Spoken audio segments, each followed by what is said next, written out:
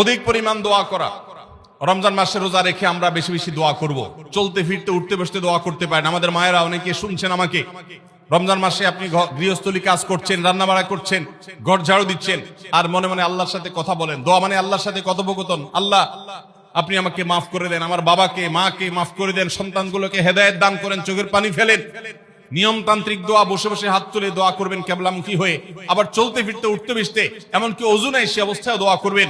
নবী সাল্লাল্লাহু আলাইহি ওয়াসাল্লাম বলেছেন, তিন ব্যক্তির দোয়া ফিরিয়ে দেওয়া হয় না। কয় ব্যক্তির দোয়া? সালাসুন লা তুরাদ্দু দাওয়াতুহুম, তিন শ্রেণী মানুষের দোয়া ফিরিয়ে দেওয়া হয় না। এর ভিতরে এক শ্রেণী হলেন মাজলুম, কারোর জুলুমের শিকার হয়েছে। এই ব্যক্তি জালেমের বিরুদ্ধে যে তার মনের আকুতি থাকে, বদদোয়া থাকে, আল্লাহ সুবহানাহু ওয়া তাআলা এটা ফিরিয়ে দেন না। এইজন্য পৃথিবীর ইতিহাসের কোন জালিম আপনি দেখাতে পারবেন না যেই জালিমকে আল্লাহ ছেড়ে দিয়েছেন, আল্লাহ ছাড় দিয়েছেন কিন্তু চূড়ান্ত ভাবে ছেড়ে দিয়েছেন, এমন কোন জালিম আপনি দেখাতে পারবেন না। এইজন্য ভাই, কখনো কোন অবস্থাতে কারো প্রতি আমরা জুলুম করব না। আল্লাহ আমাদেরকে সেটা মানার তৌফিক দান করুন। তাহলে তিন ব্যক্তির দোয়া কবুল হয়, ফেরত দেওয়া হয় না। তার ভিতরে একজন হলো মাজলুম, যার প্রতি আপনি জুলুম করেছেন, সে আপনার বিরুদ্ধে যে বদদোয়া করে, এটা লাগবেই লাগবে, আজ হোক আর 2 দিন পরে হোক। নাম্বার 2, মুসাফির, যে ব্যক্তি সফরে আছে, সফররত অবস্থায় সে যদি দোয়া করে, সেই দোয়া আল্লাহ তাআলা কবুল করেন। 3 নম্বর হলো রোজাদার ব্যক্তি, as-সাইম হাত্তা ইফতির, রোজাদার ব্যক্তি সারাদিন ভর রোজা করলে ইফতার রাগ পর্যন্ত, সারাদিন দোয়া করলে ইফতার রাগ পর্যন্ত তার দোয়া কবুল হয়। এই জন্য রোজা রেখে আমরা বেশি বেশি আল্লাহর কাছে দোয়া করবো ইনশাআল্লাহ। চলতে ফিরতে উঠতে বসতে মনে মনে আল্লাহর সাথে কথা বললেন, চাওয়া দাওয়াকে পেশ করলেন, বাস এটাই হলো দোয়া। এটা হলো আমাদের রমজান মাসের 11 নম্বর আমল, বেশি বেশি দোয়া করা। রমজানের সকল পাপাচার তো পরিহার করবই, বিশেষভাবে মিথ্যা কথা, মিথ্যা কাজ পরিহার করা। কারণ নবীজি সাল্লাল্লাহু আলাইহি ওয়াসাল্লাম এটার জন্য আলাদা নির্দেশ করেছেন। তিনি বলেছেন, মাল্লাম ইয়াদা কাওলা যুরি ওয়াল আমালা বিহি ফালাইসা লিল্লাহি হাজা আন ইয়াদা তাআমাহু ওয়া শারাবা, যে ব্যক্তি রমজানের রোজা রেখে মিথ্যা কথা, মিথ্যা কাজ ছাড়লো না, তার উপোস থাকায় আল্লাহর কোনো ঠেকা পড়ে নাই। 13 নম্বর আমল হলো অশ্লীলতা এবং বিবাদ, বিতণ্ডা, ঝগড়া, এগুলো পরিহার করা। কারণ নবী করিম সাল্লাল্লাহু আলাইহি ওয়াসাল্লাম তিনি আমাদেরকে রমজান মাসে রোজা রেখে অশ্লীলতা পরিহার করতে বলেছেন। মোবাইলে হারাম জিনিস দেখলেন, টেলিভিশনে হারাম জিনিস দেখলেন, বা কোন পত্র পত্রিকাতে খারাপ জিনিস, নিষিদ্ধ জিনিস দেখলেন, পরনারীর সৌন্দর্য দেখে আপনি হারাম স্বাদ নেয়ার চেষ্টা করলেন, তাহলে আপনার রোজার অঙ্গহানি হলো, রোজা প্রাণহানি হলো। এই রোজা রোজা নয়। এই জন্য এটাকে রমজান মাসে পরিহার করতে হবে, অন্য সময় তো বটেই। এবং সেই সাথে কেউ যদি আপনার সাথে ঝগড়া করতে আসে, নবীজি শিখাই দিয়েছেন, ফালিয়াকুল ইন্নী সায়েম, কেউ রোজা রাখা অবস্থায় ঝগড়া করতে আসলে বলবেন, ভাই আমি রোজাদার, আমি তোমার ঝগড়ার জবাব দিতে পারবো না। তাহলে ঝগড়া পরিহার করার জন্য রমজান মাসে আমরা এক্সারসাইজ করব। 14 নম্বর, যে কোনো ভালো কাজ, যে কোনো নেকামল রমজান মাসে বেশি বেশি করবেন। কেন? কারণ রমজানের শুরুতে একজন ঘোষক বলে, ইয়া বাগিয়াল খাইরি আকবিল, হে ভালো কাজ প্রত্যাশী, যে ভালো কাজ করতে চাও, রমজান মাসটাই হলো ভালো কাজের সওয়াব বেশি পাওয়ার। অতএব এই মাসে ভালো কাজ করে, নেকামল করে, ইবাদত করে, কোরআন তেলাওয়াত, জিকির, আজকার যত রকম আছে এগুলো করে জান্নাতের পথে অগ্রসর হয়ে যাও।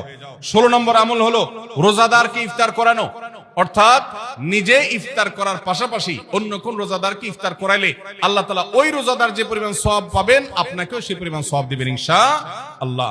17 নম্বর আমল হলো বেশি বেশি কোরআনে কারীমের তেলাওয়াত করা। রমজান মাসে আল্লাহ তাআলা আমাদের সবাইকে,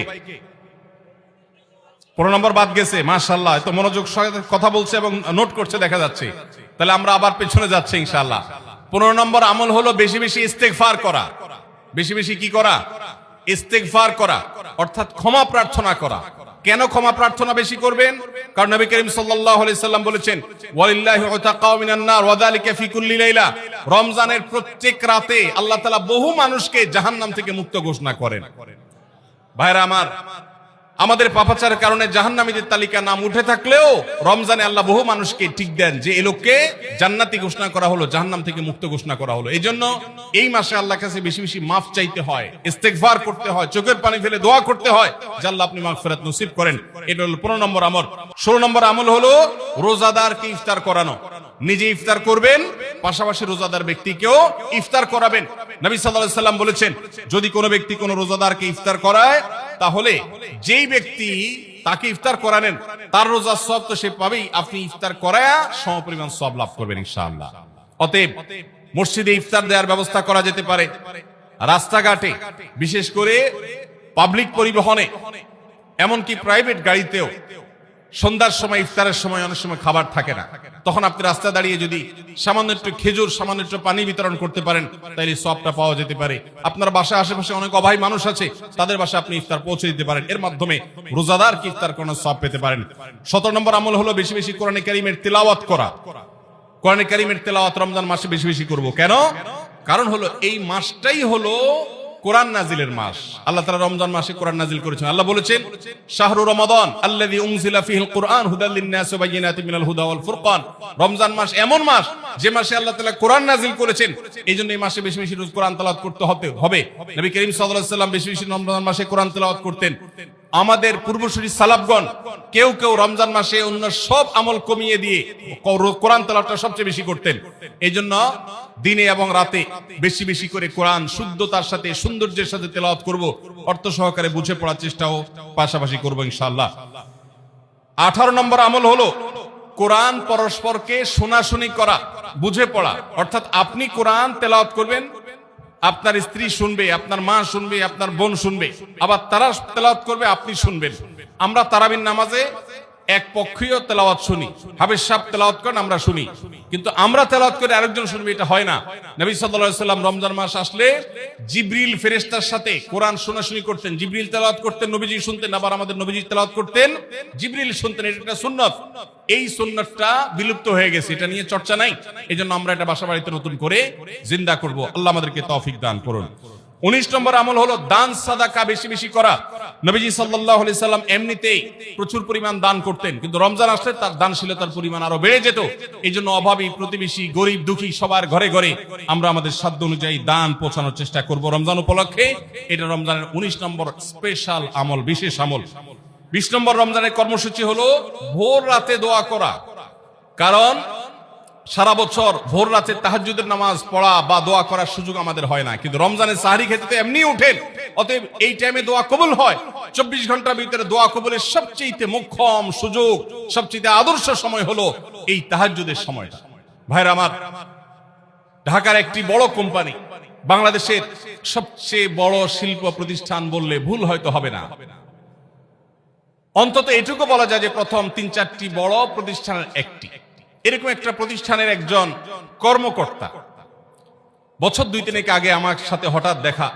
তিনি আমাকে দেখে বেশ আবেগ আপ্লুত হলেন এবং অনেকটা জড়িয়ে ধরলেন এবং বললেন, ভাই, আপনার একটি আলোচনা থেকে আমার জীবনের ভিতরে এমন এক পরিবর্তন আসছে যেটা অকল্পনীয়, অভাবনীয়। তো আমি একটু কৌতূহল হয়ে জানতে চাইলাম কোনটা সেটা। তখন তিনি বললেন, ভাই, আমার জীবনে এমন একটা রোগ হয়েছে, যেই রোগ ট্রিটমেন্ট করার জন্য দেশে বিদেশে বিভিন্ন জায়গায় গিয়েছি, কোন চিকিৎসা এর আমি পাই নাই। শেষ পর্যন্ত আশাহত হয়ে চাকরি ছেড়ে দিয়ে, শহর ছেড়ে দিয়ে গ্রামে গিয়ে বসবাস করা শুরু করছি এবং মৃত্যুর জন্য অপেক্ষা করছি। এর মধ্যে আপনার একটা আলোচনার ক্লিপ আমার চোখের সামনে আসলো সোশ্যাল মিডিয়ায়, তো এটা শুনলাম। সে আলোচনাটা ছিল আল্লাহর কাছ থেকে অসাধ্য সাধন করার সময় হলো ভোর রাত তাহাজ্জুদের সময়। আমি এই আলোচনা পুরোটা শোনার পর ওই রাতেই আমি ঘুম থেকে উঠে ভোর রাতে তাহাজ্জুদ পড়ে আল্লাহর কাছে বুক ভাসিয়ে মন ভরে কাঁদলাম, দোয়া করলাম। ওই ভাই বললেন যে আমি এত দোয়া করলাম, দোয়া করতে করতে দীর্ঘ সময় আমি পরিতৃপ্ত হলাম, আমার দোয়া শেষ হয়ে গেল। এরপর দোয়া করে শেষ করার পর ফজর নামাজের সময় হয়ে গেছে। আমার ফিল হলো, অনুভব হলো যে আমার শরীরে আর কোনো রোগবালাই এখন মনে হয় নাই। এবং তিনি গত 2 দিন আগেও তার সাথে আমি দেখা করলাম ঢাকায়, গতকালকে দেখা করলাম, 2 দিন আগে না, মাত্র 1 দিন আগে দেখা করলাম। তিনি এখন সুস্থ সবল হয়ে আবার তার চাকরিতে ফিরে গিয়ে স্বপদে সমহিমায় আছেন। তিনি এক সহকর্মীকে ডেকে আমার সামনে বলছেন, এই তোমরা বলো তো, আমি আগে শারীরিকভাবে বেশি ফিট ছিলাম নাকি এখন বেশি ফিট? তখন তার সহকর্মী আমার সামনে বলছে, স্যার, আপনি আগে অনেক বেশি রাগরাগি করতেন, আপনি হট মেজাজি ছিলেন, অনেক বেশি অসুস্থ হয়ে যেতেন কিছু হলেই, কিন্তু এখন আপনি সে আগের সময়ের তুলনায় অনেক বেশি সুস্থ এবং ফিট। তিনি বললেন, ভাই, ভোর রাতের দোয়ার প্রভাব এত বেশি, তাহাজ্জুদের সময়ের দোয়া এত গুরুত্বপূর্ণ যে এই এক দোয়া আমার জীবনকে আমূল পরিবর্তন করে দিয়েছে। এই জন্য ভাইরা, রমজান মাসে বিশেষ করে যখন তাহাজ্জুদের সময় সাহারি খেতে যখন উঠবেন, সাহারি খাওয়ার পর 10টা মিনিট সময় হাতে রাখেন, বা সাহারি খাওয়ার আগে 10টা মিনিট আগে উঠেন, উঠে ওযু করে 2 রাকাত 4 রাকাত নামাজ পড়ে, বা নামাজ পড়ার সময় না থাকলে অন্তত কেবলামুখী হয়ে 2টা হাত তুলে আল্লাহর কাছে একটু চান। নবীজি সাল্লাল্লাহু আলাইহি সাল্লাম বলেছেন, রাতের শেষ প্রহর যখন হয়, দুনিয়ার আসমানে নেমে এসে আল্লাহ বান্দাদেরকে ডেকে ডেকে তাদের প্রত্যেকটা চাওয়া পূরণ করে দেন। এই জন্য ভাইরা, রমজান মাসে সাহরির সময় দোয়া কবুল হয়। রমজান উপলক্ষে বিশেষ করে এই আমলটা, সাহরির সময় আমলটা, আমরা দোয়া করার আমলটা করতে পারি। তাহলে 20 নম্বর আমল হলো তাহাজ্জুদের নামাজ এবং ভোর রাতের দোয়া। এটা অন্য সময় করা যায়, কিন্তু রমজানের সুযোগটা বেশি আসে, সেজন্য এটাকে রমজানের স্পেশাল আমল হিসেবে আমরা উল্লেখ করলাম। আল্লাহ আমাদেরকে সবাইকে তৌফিক দান করুন। সাহরি খেতে উঠলে একটু দোয়া করবো তো ইনশাআল্লাহ, 2-4 মিনিটের জন্য হলে দোয়া করবো, একাকী নির্জনে আল্লাহর কাছে কিবলামুখী হই। এর চেয়ে বড় দুর্ভাগ্যের বিষয় কি আছে যে আল্লাহ চাওয়ার জন্য ডাকছেন আর আমি অবহেলা করে বসে আছি। ভাইরা আমার, 5 ওয়াক্ত নামাজের জন্য মুয়াজ্জিন আপনাকে ডাকে, কিন্তু ভোর রাতে দোয়া কবুলের জন্য স্বয়ং আল্লাহ আপনাকে ডাকে। অতএব সাহরি খেতে উঠলে ভোর রাতে সাহরির সময় একটু দোয়া করবো তো ইনশাআল্লাহ। 21 নম্বর আমল উমরা করা। যাদেরকে আল্লাহ তৌফিক দিয়েছেন তারা রমজানে উমরা করবেন, কারণ নবী করিম সাল্লাল্লাহু আলাইহি ওয়াসাল্লাম বলেছেন, উমরাতুন ফি রমাদান তা'দিলু হাজ্জা। রমজানে কেউ উমরা করলে একটা হজের সওয়াব পায়। কোন কোন হাদিসে আসছে তা'দিলু হাজ্জাতাম মাই, নবীজির সাথে হজের সওয়াব পাওয়া যায় রমজানে উমরা করলে। আল্লাহ আমাদেরকে যখন তৌফিক দিবে আমরা তখন সেটা করব ইনশাআল্লাহ। ঠিক আছে না?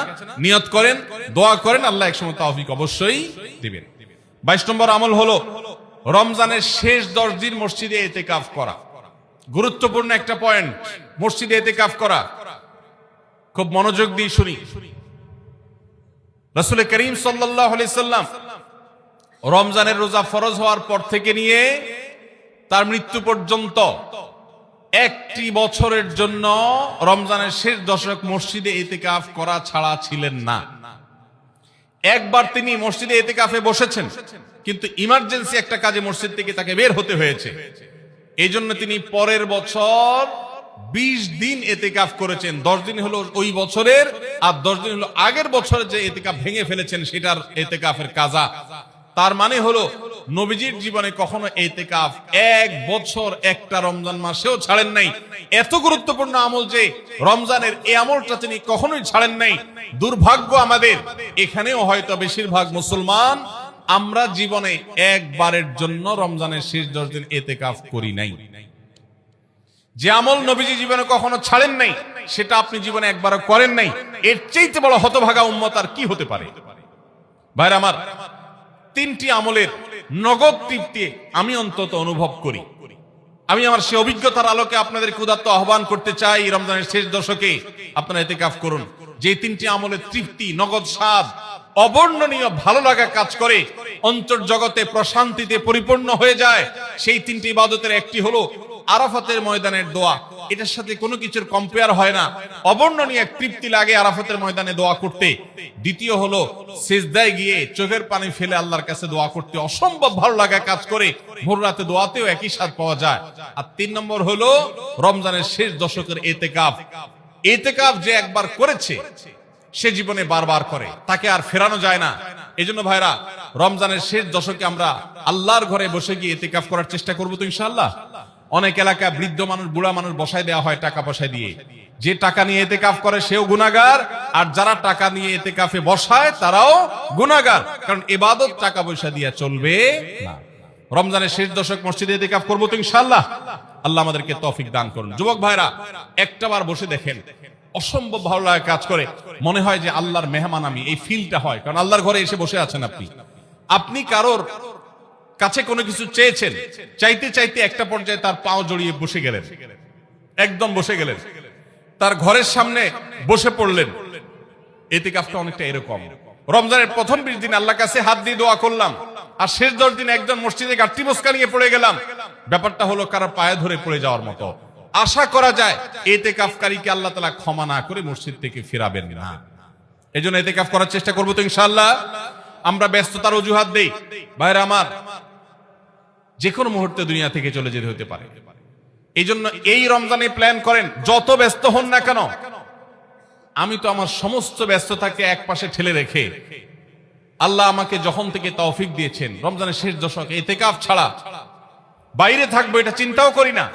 এই জন্য যুবক ভাইদেরকে বলবো, প্রত্যেকটা মহল্লাতে 2 জন 5 জন 10 জন করে যুবকরা বসেন, কোরআনের গ্রুপ স্টাডি করেন, কোরআনের পাঠচক্র করেন, নিজেরা কোরআন হাদিসের আলোচনা করেন, রোনাজারি এবং দোয়া করেন। 10টা দিন আল্লাহর সাথে কানেক্টেড হওয়ার চেষ্টা করেন। 12 মাস ইবাদত, দাওয়াতের কাজ, ইসলামের কাজ করবেন, ইনশাআল্লাহ সেখানে বরকত পাবেন। রমজানের শেষ দশকে ইতিকাফ করবেন তো ইনশাআল্লাহ। আল্লাহ আমাদের সবাইকে তৌফিক দান করুন। 23 নম্বর আমল হলো শেষ দশকে ইবাদতের মাত্রা বাড়িয়ে দেওয়া। আমরা উল্টাটা করি।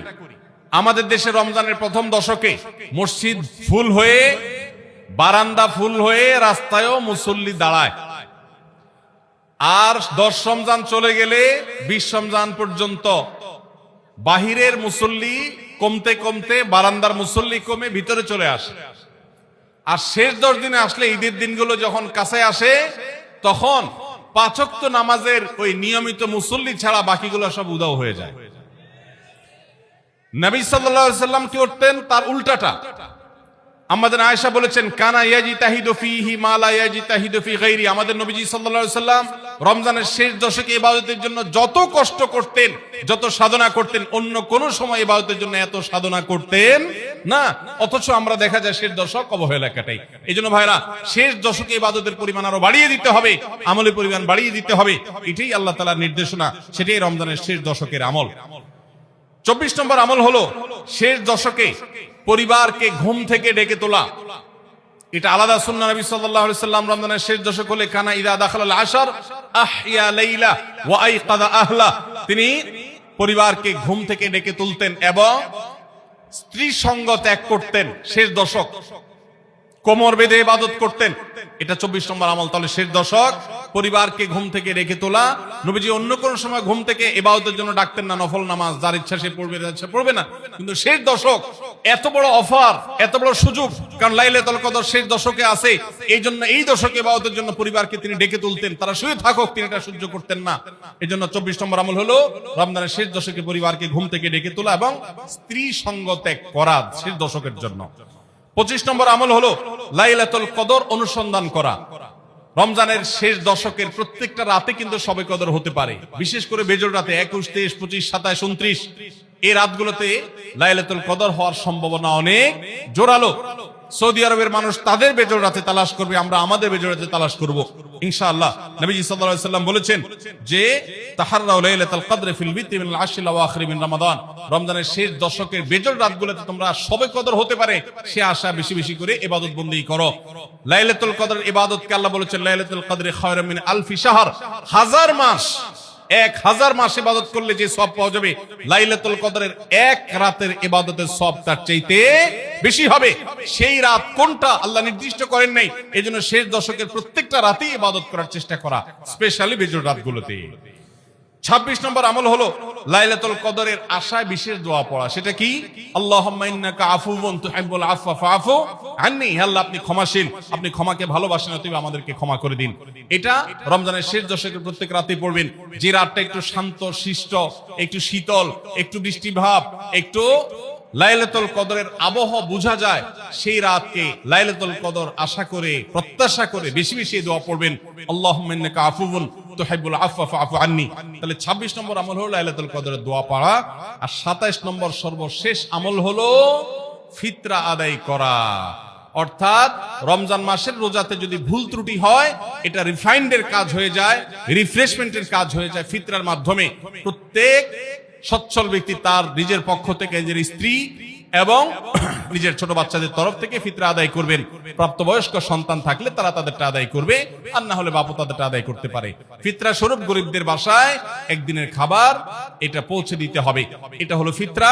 ঈদের নামাজের আগ পর্যন্ত এটা আদায় করার নির্দেশ নবী সাল্লাল্লাহু আলাইহি সাল্লাম দিয়েছেন। তাহলে 27 নম্বর আমল হলো ফিতরা আদায়। এটার মাধ্যমে রমজানের আমল শেষ হয়ে যাবে। আমি আবার এক নজরে 27টি আমল আপনাদেরকে বলে দিচ্ছি। নাম্বার 1 চাঁদ দেখা, নাম্বার 2 রোজা রাখা, নাম্বার 3 তারাবির নামাজ আদায় করা, নাম্বার 4 সাহরি খাওয়া, 5 নম্বর আমল হলো শেষ সময় সাহরি খাওয়া, 6 নম্বর আমল হলো ইফতার করা, 7 নম্বর আমল হলো তাড়াতাড়ি ইফতার করা, এবং 8 নম্বর আমল হলো ইফতারের দোয়া পড়া, 9 নম্বর আমল হলো সাহরি এবং ইফতারে খেজুর খাওয়া, 10 নম্বর আমল হলো রমজান মাসের সকল গুনাহ বর্জন করা, 11 নম্বর আমল হলো বেশি বেশি দোয়া করা, 12 নম্বর আমল হলো মিথ্যা কথা এবং কাজ পরিহার করা, 13 নম্বর আমল হলো অশ্লীলতা এবং ঝগড়া বিবাদ রমজানে রোজা রেখে না করা, 14 নম্বর আমল হলো ভালো কাজের পরিমাণ এই মাসে বাড়ায় দেওয়া, 15 নম্বর আমল হলো বেশি বেশি আল্লাহর কাছে ক্ষমা চাওয়া, কারণ এই মাসে আল্লাহ বেশি ক্ষমা করেন মানুষকে, 16 নম্বর আমল হলো অন্য রোজাদারকে ইফতার করানো, তাদের বাসায় ইফতার পাঠানো, আর 17 নম্বর আমল হলো বেশি বেশি কোরআন তেলাওয়াত করা, 18 নম্বর আমল হলো কোরআন নিজে পড়ে আরেকজনকে শোনানো, আবার তার তেলাওয়াত নিজে বসে শোনাশুনি করা, 19 নম্বর আমল হলো দান সাদেকা করা, 20 নম্বর আমল হলো তাহাজ্জুদ এবং বিশেষ করে ভোর রাতে সারি খেতে উঠে দোয়া করা, আর 21 নম্বর আমল হলো উমরা করার সামর্থ্য থাকলে, 22 নম্বর আমল হলো ইতিকাফ করা শেষ দশকে, 23 নম্বর আমল হলো শেষ দশকের বেজোর রাতে শেষ দশকের প্রত্যেকটা রাতে ইবাদতের পরিমাণ বাড়িয়ে দেওয়া এবং বিশেষভাবে রাত্রি জাগরণ করা শেষ দশক, আর 24 নম্বর আমল হলো শেষ দশকে নিজের পরিবারকে ঘুম থেকে ডেকে তোলা, স্ত্রী সঙ্গ ত্যাগ করা, 25 নম্বর আমল হলো লাইলাতুল কদর অনুসন্ধান করা, 26 নম্বর আমল হলো লাইলাতুল কদরের বিশেষ দোয়া পাঠ করা, আর 27 নম্বর আমল হলো ফিতরা দেওয়া। আল্লাহ আমাদের সবাইকে এই 27টা আমল দিয়ে আমাদের রমজান মাসকে সাজাবার তৌফিক দান করুন।